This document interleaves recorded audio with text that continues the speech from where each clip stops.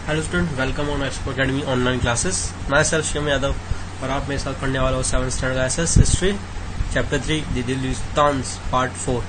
Part 3 में हमने slaves के बारे में पढ़ा कि कैसे दिल्ली सुल्तान स्लेव्स को खरीदते थे और फिर उनको ट्रेन करते थे और अपने अंदर काम करवाते थे। ये उनके तो वफादार होते थे जो इन्हें खरीदता था, पर उन किंग्स के मरने के बाद ये दूसरे किंग्स के वफादार नहीं हो पाते थे। तो आज हम देखेंगे कि उन स्लेव्स को किंग्स खरीदते थे तो खरीदने के बाद उन्हें काम क्या देते थे। ठीक है, तो आज हम देखने वाले हैं उन स्लेव्स का काम क्या था। ठीक है, तो स्टार्ट लाइक पार्ट 4। ठीक है, तो आज हम देखने हैं वो जो स्लेव्स थे उनको गवर्नर्स का काम दिया जाता था। किसका काम दिया जाता था? गवर्नर्स का। वो जो स्लेव्स थे उनको गवर्नर का काम दिया जाता था। ठीक है, गवर्नर्स का काम दिया जाता था। इन्हें मिलिट्री कमांडर्स बनाया जाता था। मिलिट्री कमांडर्स बनाया जाता था। ठीक है, और इनको अलग अलग साइज की टेरिटरीज यानी कि एरिया दिया जाता था। किसी को बड़ा दिया जाता था, किसी को छोटा दिया जाता था। खिलजी डायनेस्टी की बात करो या तुगलक डायनेस्टी की बात करो, दोनों डायनेस्टी में ये प्रोसीजर चालू था। ये दोनों डायनेस्टीज इस चीज को फॉलो करती थी। अच्छा, वो जो टेरिटरीज जो गवर्नर्स को दी जाती थी, ठीक है, वो जो टेरिटरीज जो गवर्नर्स को दी जाती थी, ये जो टेरिटरीज थी ना, जो गवर्नर्स को दी जाती थी, उन्हें कहा जाता था, उन्हें इक्ता कहा जाता था। ठीक है, क्या कहा जाता था? इक्ता कहा जाता था। ठीक है, वो जो टेरिटरीज, वो जो एरिया जो गवर्नर्स को दिया जाता था, उन एरियाज को क्या कहा जाता था? इक्ता कहा जाता था। इसके अलावा वो जो ओनर्स होते थे यानी जो गवर्नर्स होते थे जिसके पास इक्ता होता था, उसे हम इक्तदार या मुक्ति कहते थे। ठीक है, इक्तदार या मुक्ति कहते थे हम। ठीक है, ये हमें पता होना चाहिए। अब मुक्तिस की ड्यूटी क्या थी? ठीक है, मुक्तिस यानी उन गवर्नर्स का काम क्या था? तो उनकी 3 ड्यूटीज थी। ठीक है, मेनली पहली ड्यूटी थी कि अपने आर्मी को मेंटेन करना। दूसरी ड्यूटी थी लॉ को मेंटेन करना। एंड थर्ड जो ड्यूटी थी वो थी एकता को मेंटेन करना। ठीक है, पहली ड्यूटी क्या थी कि भाई अपनी आर्मी को लीड करना, ठीक है, अलग अलग अटैक के लिए उनको ट्रेन करना। सेकंड, अपने एरिया में यानी अपने एकता में लॉ को मेंटेन करना। थर्ड क्या था कि ऑर्डर इन देयर एकता, कि उनको जितनी एकता दी है उसके ऊपर कोई और कब्जा ना कर ले, इस चीज को देखना और अपने एकता को प्रोटेक्ट करने का काम होता था किसका? गवर्नर्स का। ठीक है, या इक्तदार का, या उनको हम मुक्ति भी कह सकते हैं। ओके, अब इनको भाई सैलरी कैसे मिलती थी? ठीक है, कोई काम करेगा तो सैलरी तो चाहिए ना, तो सैलरी के लिए ये वहां का टैक्स कलेक्ट करते थे। ठीक है, जो गवर्नर्स होते थे, जो एकता होते थे या जो मुक्ति होते थे, ये वहां का टैक्स कलेक्ट करते थे, रेवेन्यूज जो टैक्स को कहा जाता है। और वो जो टैक्स होता था वो इनकी क्या होती थी? सैलरी होती थी। वो इनकी क्या होती थी? सैलरी होती थी। और उन सैलरी में से ही ये अपने नीचे जो सोल्जर्स काम करते थे उनको टैक्स पे करते थे, सैलरी देते थे अपने अंडर जो सोल्जर्स होते थे उनको। ठीक है, इतना पता चल गया कि इक्तदार कौन होते हैं। तो गवर्नर्स होल्डिंग टेरिटरी कॉल्ड इक्तदार और मुक्ति। ठीक है, the territories which were given to governors are called इक्ता। This are the functions of इक्तदार और गवर्नर्स। और उनको सैलरी कहां से मिलती थी? तो वो जो टैक्स कलेक्ट करते थे उसमें से। ओके, मूविंग अहेड, आगे देखते हैं। नेक्स्ट, कंट्रोल ओवर मुक्तिस। ठीक है, कंट्रोल ओवर मुक्तिस। मुक्तिस यानी हमारे गवर्नर कह लो या इक्तदार कह लो इनको। ठीक है, ये दोनों तीनों एक ही थे। अब इनके ऊपर कंट्रोल रखने की क्या जरूरत थी? तो कंट्रोल इसलिए रखना था क्योंकि इनके अंडर इतनी बड़ी आर्मी थी। अगर कोई किंग के खिलाफ हो गया तो भाई वो एरिया तो चला जाएगा, इसलिए इनके ऊपर कंट्रोल रखना था। तो कंट्रोल रखने के लिए किंग्स क्या करते थे कि इनकी जो पोस्ट थी, जो गवर्नर की पोस्ट थी, वो इनहेरिटेबल थी। इनहेरिटेबल मतलब कि गवर्नर के मरने के बाद उनके बेटे को ये पोस्ट नहीं मिलेगी। ये पोस्ट उसी को मिलेगी जो उस कैपेबल होगा, उस काबिल होगा। ठीक है, इसके अलावा ये जो एकता, ये जो जमीन, ये जो एरिया इन्हें दिया जाता था वो काफी शॉर्ट पीरियड ऑफ टाइम के लिए दिया जाता था। ठीक है, बहुत शॉर्ट पीरियड ऑफ टाइम के लिए दिया जाता था। इसके बाद वो एरिया दूसरे किसी गवर्नर को दे दिया जाता था और उस गवर्नर को किसी दूसरे एरिया में शिफ्ट कर दिया जाता था। ठीक है, बीन शिफ्टेड, उसको किसी दूसरी जगह शिफ्ट कर दिया जाता था। ठीक है, तो ये दो चीजें की जाती थी उन मुफ्तीस के ऊपर कंट्रोल रखने के लिए कि वो कभी किंग के साथ विद्रोह या उन्हें अपोज ना करें। ठीक है, और ये जो दोनों कंडीशन है, ये मोहम्मद तुगलक यानी तुगलक डायनेस्टी और अलाउद्दीन खिलजी यानी खिलजी डायनेस्टी, दोनों ही ये चीजें फॉलो करते थे। Okay, so let's moving ahead, आगे बढ़ते हैं। नेक्स्ट आता है अपॉइंटमेंट्स ऑफ अकाउंटेंट। अकाउंटेंट कौन होता है? तो अकाउंटेंट कभी नाम सुना होगा। अकाउंटेंट मतलब जो मनी, जो पैसे का ध्यान रखता है कि भाई कितना पैसा फिर किंग के पास आ रहा है, कितना पैसा किंग के पास जा रहा है। तो अकाउंटेंट्स का काम क्या होता था, चलो देख लेते हैं। ठीक है, पहले तो देखते हैं कि इनको अपॉइंट क्यों किया जाता था। तो इन्हें अपॉइंट किया जाता था कि टैक्स, जितना टैक्स आ रहा है, ठीक है, उस पर चेक यानी ध्यान रखने के लिए कि जो मुफ्तीस हैं वो बराबर टैक्स वसूल कर रहे हैं कि नहीं कर रहे, और अगर वसूल कर रहे हैं तो कितना कर रहे हैं। ठीक है, इसके अलावा ये भी ध्यान दिया जाता था कि जो मुफ्तीस हैं उतना ही टैक्स कलेक्ट कर रहे हैं ना जितना उनको बताया गया है। कुछ होते थे जो अपने ज्यादा टैक्स कलेक्ट करते थे, तो वो एक क्राइम था। तो मुफ्तीस ये भी देखते थे कि वो जो है, जो अकाउंटेंट्स हैं, जो अकाउंटेंट्स हैं, वो ये भी देखते थे कि मुफ्तीस जितना प्रिस्क्राइब किया हुआ है उतना ही टैक्स कलेक्ट कर रहे हैं या नहीं। अगर उससे कम कर रहे हैं तो भी नहीं चलेगा, उससे ज्यादा कलेक्ट कर रहे हैं तो भी नहीं चलेगा। इसके अलावा तीसरा काम क्या था कि वो नंबर ऑफ सोल्जर्स जो उनको दिए हैं उतना रख रहे हैं या उससे ज्यादा रख रहे हैं। तो बेसिकली अकाउंटेंट्स का तीन काम होता था। पहला था to check the amount of revenue collected by the मुफ्तीस, ठीक है, कि जो अमाउंट कलेक्ट कर रहे हैं मुफ्तीस वो कितना है। सेकंड, कि मुफ्तीस जो है वो उतना ही टैक्स कर रहे हैं ना जितना उनको बताया गया है, उससे कम या ज्यादा तो नहीं कर रहे। थर्ड, कि मुफ्तीस को जितने सोल्जर्स दिए गए हैं वो उतने ही सोल्जर्स रख रहे हैं, ठीक है, या उससे ज्यादा रख रहे हैं, या फिर अगर उन्हें उससे ज्यादा की जरूरत है तो वो उससे ज्यादा भी उन्हें पे मतलब दे सकते हैं। ठीक है, तो ये तीन काम किसके होते थे? ये तीन काम अकाउंटेंट के होते थे। ओके, पहला था कि अमाउंट देखना कि भाई मुफ्तीस कितना अमाउंट कलेक्ट कर रहे हैं। दूसरा, जितना टैक्स प्रिस्क्राइब किया गया था उतना ही कर रहे हैं कि नहीं कर रहे हैं। थर्ड, भाई नंबर ऑफ सोल्जर्स उनको कितने रिक्वायर्ड है उतने ही ले रहे हैं, कहीं ज्यादा तो नहीं ले रहे या कहीं उससे कम तो नहीं ले रहे। ये ध्यान रखने का काम किसका था? अकाउंटेंट्स का ये काम था। ये तीन काम थे अकाउंटेंट्स के। Okay, let's moving ahead. Impact of Delhi sultans. ठीक है भाई, इंडिया में जब दिल्ली सुल्तान्स आए तो दिल्ली सुल्तान्स का इम्पैक्ट क्या था उनके ऊपर?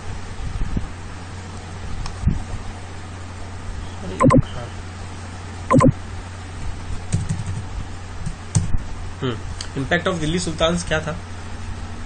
तो पहला था कि दे फोर्स लैंडेड चिफ्टन्स। उन्होंने फोर्स किया था कि वो जिस भी एरिया को कैप्चर करते थे उस एरिया के चिफ्टन्स को वो फोर्स करते थे।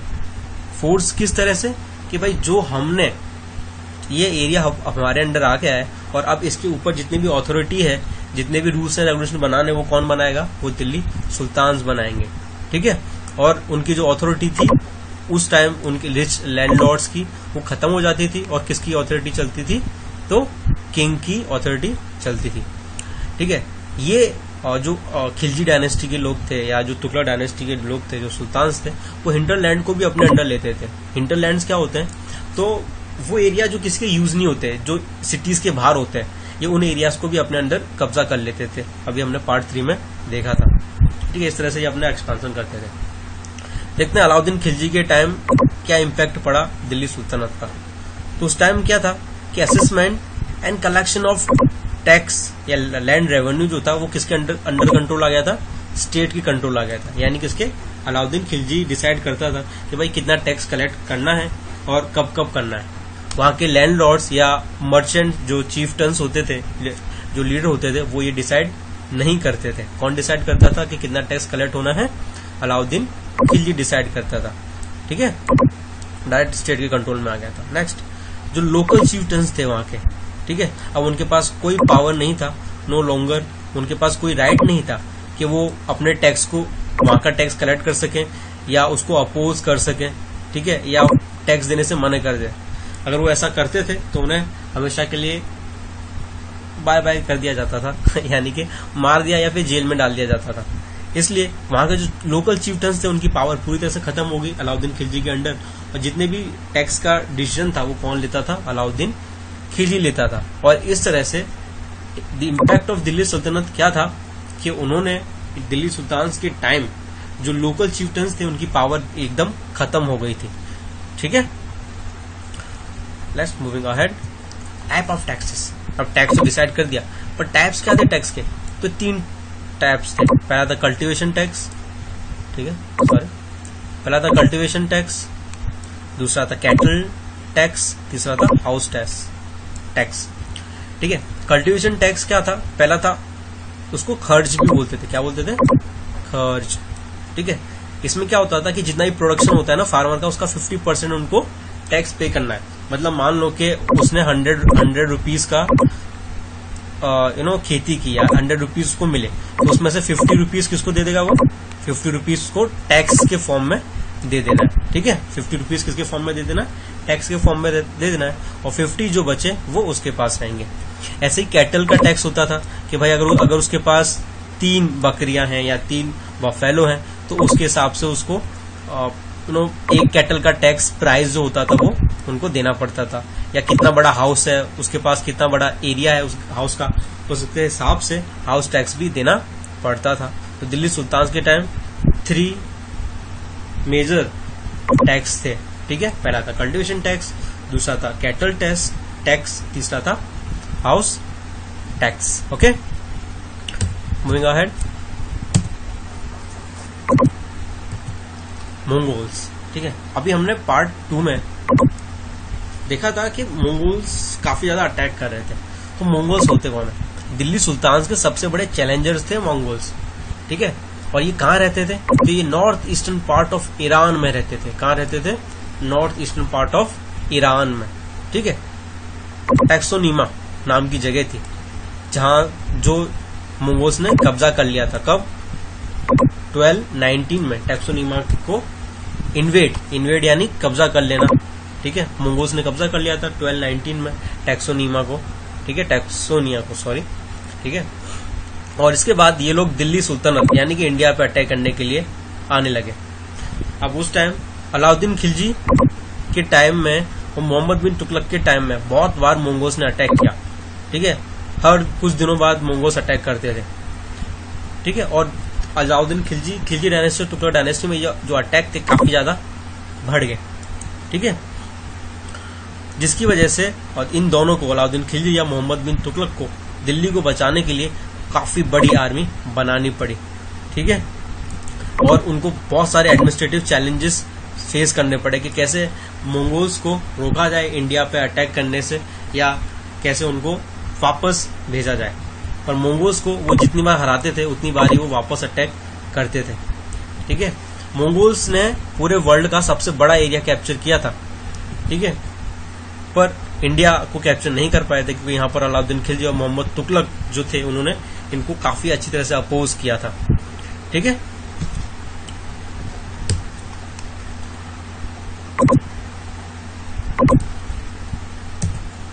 अब देखते हैं कि उन अटैक को फेस करने के लिए खिलजी ने अलाउद्दीन खिलजी ने और मोहम्मद तुगलक ने क्या क्या स्टेप्स लिए थे। ठीक है, मंगोल्स के अटैक को रोकने के लिए। पहला देख लेते हैं भाई पीरियड ऑफ अटैक, कब अटैक किया गया था। तो अलाउद्दीन खिलजी के टाइम मंगोल्स ने 1299 में अटैक किया था और 302 में अटैक किया था। ठीक है, बहुत बड़ी आर्मी लेके। ठीक है, जिसके लिए अलाउद्दीन खिलजी ने एक बड़ी आर्मी बनाई थी। इसके अलावा मोहम्मद बिन तुगलक जैसे ही राजा बना उसी टाइम अर्ली ईयर्स में ही उन्होंने मंगोल्स ने अटैक किया, जिसने मोहम्मद बिन तुगलक ने मंगोल्स को हरा दिया। ठीक है, उसने भी एक बहुत बड़ी आर्मी बनाई थी। ठीक है, उसकी मोहम्मद बिन तुगलक की स्ट्रेंथ ही थी उसकी इतनी बड़ी आर्मी। ठीक है, इसके अलावा उसके रिसोर्स प्लान काफी अच्छे थे और अपनी रिसोर्सेज को और ज्यादा बढ़ाने के लिए उसने टैक्सोनीमा पे अटैक करने का सोचा। ये वही एरिया है जो मंगोल्स ने कब्जा करके रखा था। ठीक है, अब how they dealt with it, उन्होंने कैसे उनसे डील किया, मतलब कैसे उनको देखा भाई के कैसे उन्हें कंट्रोल करना है। तो अलाउद्दीन खिलजी ने उनके अटैक से बचने के लिए एक न्यू गैरिसन टाउन बनाया। गैरिसन टाउन जहां पर आर्मी को ट्रेन किया जाता है, ठीक है, जहां पर आर्मी को क्या किया जाता है, जहां पर आर्मी को ट्रेन किया जाता है।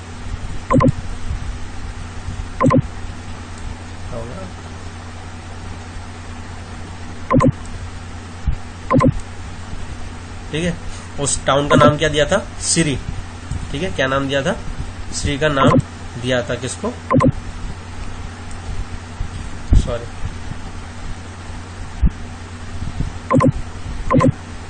क्या नाम दिया था, सिरी का नाम दिया था किसको, जो टाउन बनाया था सोल्जर्स के रहने के लिए।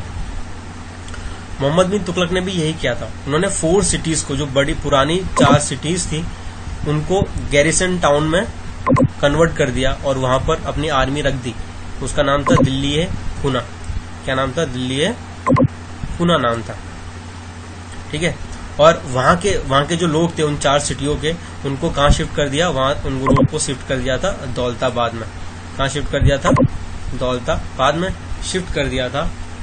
जो लोग दिल्ली खुना में रहते थे, और दिल्ली खुना में सोल्जर्स को रहने के लिए दे दिया था, सो दैट अगर मंगोल्स वहां से अटैक करें तो उनको कौन रोक ले, उनको ये सोल्जर्स रोक सके और वहां के लोगों को कोई प्रॉब्लम ना हो। इसके अलावा उन्होंने अपनी कैपिटल भी दौलताबाद शिफ्ट कर दी थी दिल्ली से। ओके, देखते हैं नीचे।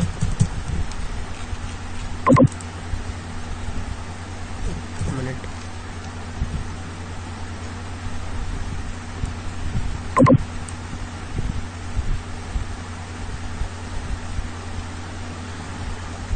अच्छा, फिर जो फूड रिसोर्सेज थे वो उन्होंने कैसे देखा, ठीक है। फूड रिसोर्सेज में क्या था कि सोल्जर्स ने या वो उन्होंने टैक्स कलेक्ट करना स्टार्ट किया। ठीक है, क्या कलेक्ट करना स्टार्ट किया, टैक्स कलेक्ट करना स्टार्ट किया। और उन टैक्स से, ठीक है, उन टैक्स के थ्रू जो वो गंगा यमुना वैली से कलेक्ट करते थे 50%, अभी हमने देखा कि 50% टैक्स कलेक्ट करते थे। ठीक है, उस टैक्स से वो सोल्जर्स को खाना पीना या सैलरी देते थे। ठीक है, सेम मोहम्मद बिन तुगलक ने भी ऐसे ही किया। उसने काफी ज्यादा टैक्स कलेक्ट किया अपनी आर्मी के लिए, सो दैट वो अपने आर्मी के एक्सपेंसेस वगैरह को मेंटेन कर सके और एक बड़े नंबर ऑफ सोल्जर्स को एंटर कर सके, जिसकी वजह से उसके एरिया में काफी ज्यादा भूखमरी हो गई थी। क्यों, क्योंकि वो बहुत ज्यादा टैक्स वसूल कर रहा था लोगों से, जिसके बाद लोगों के पास पैसे नहीं रहे आगे खेती करने के लिए, और वहां पे फेमाइन आ गया। फेमाइन यानी भूखमरी, लोगों के पास खाने के लिए भी कुछ नहीं था। ठीक है, अब सैलरी की बात करें तो वो सैलरी कैसे देता था। अलाउद्दीन खिलजी जो थे वो इक्ता के फॉर्म में नहीं, वो कैश के फॉर्म में उनको सैलरी देते थे। ठीक है, और जो मोहम्मद बिन तुगलक थे वो टोकन करेंसी के फॉर्म में देते थे। ठीक है, इसके अलावा वो मार्केट पे भी काफी ज्यादा ध्यान रखते थे अलाउद्दीन खिलजी, जिसकी वजह से वहां पे कोई लोग इन्फ्लेटिंग ना करें। इन्फ्लेटिंग मतलब कि सामान को चुराए ना, जिसकी वजह से सारा सामान सस्ते दामों में अवेलेबल हो सोल्जर्स के लिए। मोहम्मद बिन तुगलक ने टोकन करेंसी स्टार्ट की थी, बट प्रॉब्लम क्या आया कि टोकन करेंसी काफी चीप थी, सस्ती थी, और लोग उसका गलत यूज करने लगे, नकली पैसे बनाने लगे, जिसकी वजह से वो फेल हो गई थी फिर, है ना।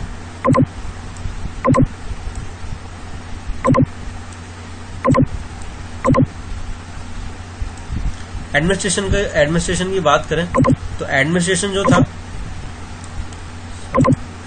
जो था वो काफी, मतलब रूल्स एंड रेगुलेशंस के मामले में अलाउद्दीन खिलजी और जो क्या कहते हैं मोहम्मद बिन तुगलक थे, दोनों काफी अच्छे थे। बट मोहम्मद बिन तुगलक का जो एडमिनिस्ट्रेशन था वो एक फेलियर था। क्यों, क्योंकि उसने सारा ध्यान जो था वो कश्मीर को टैक्सोनीमा को इन्वेट करने में लगा दिया था, और ना तो वो टैक्सोनीमा को इन्वेट कर पाया, बल्कि उसकी इतनी बड़ी जो आर्मी थी वो पूरी तरह से खत्म हो गई। ठीक है, कि इतना डिजास्टर था वहां पे, इतनी ठंडी थी, उसके बाद मंगोल्स ने अटैक कर दिया, तो उस चीज को वो कंट्रोल नहीं कर पाया। ठीक है, वाइल अलाउद्दीन खिलजी का जो एडमिनिस्ट्रेशन था वो काफी अच्छा था। ठीक है, और काफी अच्छे से उसने काफी सस्ते दामों में उसको चीज कोई भी सारी थिंग्स को अवेलेबल करता था लोगों के साथ, और उन्होंने मंगोल इन्वेंशंस को भी काफी अच्छे से रोका था। ठीक है, माना जाता है, ठीक है, माना जाता है कि अलाउद्दीन खिलजी जो थे वो दिल्ली सल्तनत के सबसे पावरफुल किंग थे, सबसे बड़े, ठीक है, सबसे बड़े किंग थे। और बट एरिया के मामले में देखा जाए तो मोहम्मद बिन तुगलक ने सबसे बड़ा एरिया कैप्चर किया था जितने भी दिल्ली सुल्तान से उनमें से।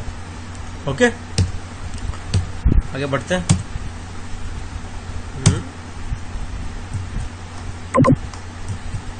Delhi sultans, decline of Delhi sultans, कि भाई दिल्ली सुल्तान जो थे वो खत्म कैसे हुए, ठीक है, खत्म कैसे हुए या उनका एंड कैसे हुआ।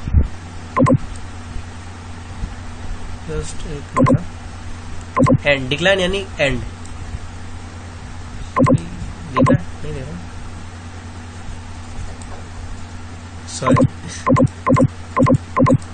हाँ, तो एंड कैसे हुआ ये देख लेते हैं हम, है ना। तो डिक्लाइन कैसे हुआ, तो 1526 तक तुगलक्स ने, लोधी एंड सैयद डायनेस्टी ने दिल्ली और आगरा पे रूल किया, ठीक है, दिल्ली और आगरा पे रूल किया। किसने? तुगलक्स ने, अलाउद्दीन खिलजी के बाद लोधीस ने, सैयद डायनेस्टी ने दिल्ली और आगरा दोनों पे रूल किया था उन्होंने, ठीक है।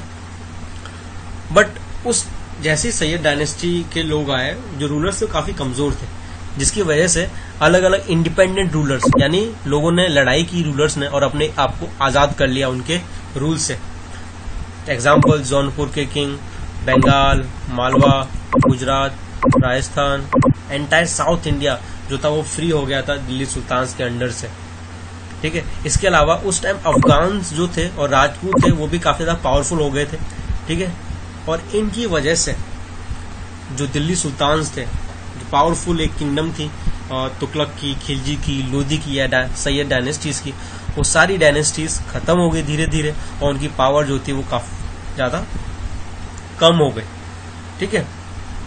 और इस तरह से दिल्ली सुल्तान का एंड हुआ और इसके बाद एक नया एम्पायर स्टार्ट हुआ जिसका नाम था मुगल एम्पायर, जो हमारे अगले चैप्टर में पढ़ेंगे। ओके, पर आगे जाने से पहले ये एक छोटी चीज है, थोड़ा दो लोगों के बारे में पढ़ते हैं। सूरी डायनेस्टी, ये उन डायनेस्टीज में एक है जो जिनको माना नहीं गया पर ये थे काफी बड़े। सूरी डायनेस्टी की बात करें तो 1540 से लेके 1555 तक इन्होंने रूल किया था, ठीक है। और इन्होंने सेम मेजर यूज किए थे जो अलाउद्दीन खिलजी यूज करता था, ठीक है। शेर शाह सूरी जो थे वो इनके लीडर थे, ठीक है। कौन लीडर था सूरी डायनेस्टी का? शेर शाह सूरी, जो पहले बिहार में रूल करते थे और उसके बाद धीरे धीरे उन्होंने दिल्ली पे भी कब्जा किया था, ठीक है। इन्होंने मुगल एम्परर को, जो दिल्ली सुल्तान के बाद आए अफगान्स, उनको हराया था और 5 साल तक रूल किया था किस पे? दिल्ली पे, ठीक है। जिसके बाद शेर शाह सूरी को किसने हराया था? अकबर ने हराया था, ठीक है। और उसके बाद उन्होंने भी अपना एडमिनिस्ट्रेशन स्टार्ट किया और फिर हमें पता है इसकी आगे की कहानी हम हमारे next chapter 4 the Mughal empire में पढ़ेंगे, ठीक है। अब इतनी सारी चीजें बताने वाला कौन था? तो वो पर्सन थे भाई ये इब्न बतूता, ठीक है। ये नाम है, काफी अच्छा नाम है, इब्न बतूता, ठीक है। ये एक ट्रेवलर थे, ट्रेवलर मतलब जो घूमते हैं एक जगह से दूसरी जगह। इब्न बतूता 14th सेंचुरी में, ठीक है। ये मोरक्को, अफ्रीका से आए थे और इन्होंने दिल्ली सुल्तान के टाइम कई सारे क्या कहते हैं पैलेसेस में रहे थे और वहां को घूमा था और उन सारी चीज को एक्सप्लेन किया था, ठीक है। माउंटेन्स को, रॉकी माउंटेन्स को, ठीक है, बैम्बू ग्रुप्स को, ठीक है। और इन्होंने पूरे इंडिया के कैटल्स को, क्रॉप्स को, वहां पर कितना वाटर अवेलेबल है, रेन के अलग अलग फॉर्म्स को, ठीक है, कैसे बैम्बूज को यूज किया जाता है, कैसे उन्हें कट किया जाता है, ठीक है, और कैसे दिल्ली सुल्तान और मुगल एम्परर रूल करते थे, उन सब के बारे में इब्न बतूता ने लिखा था, ठीक है। और ये काफी इंपॉर्टेंट ट्रेवलर और राइटर थे, ठीक है, जिसकी वजह से हमें इतनी सारी नॉलेज मिली, ठीक है। तो ये था हमारा chapter 3 the Delhi Sultan. Hope so आपको पता चला होगा। ये लास्ट पार्ट था, पार्ट 4, ठीक है। काफी इजी था। अगर आपको कुछ नहीं पता चला हो तो इस लेक्चर को वापस से एकदम अच्छे से देखना और थोड़ा अपनी टेक्स्ट को रीड करना। ये आज का आपका होमवर्क है, ठीक है। ये कुछ क्वेश्चन जैसा आप करना और फिर मेरे को ऐप में एज एन असाइनमेंट सबमिट करना। ओके, सारे पार्ट्स के जितने भी होमवर्क हैं आपको एज एन असाइनमेंट है वो आपको मेरे को सबमिट करने होंगे। ठीक है, और फिर हम देखेंगे कि आप लोगों को कितना आया कितना नहीं आया। कोई भी डाउट है तो आप मुझे ऐप पे या मैसेज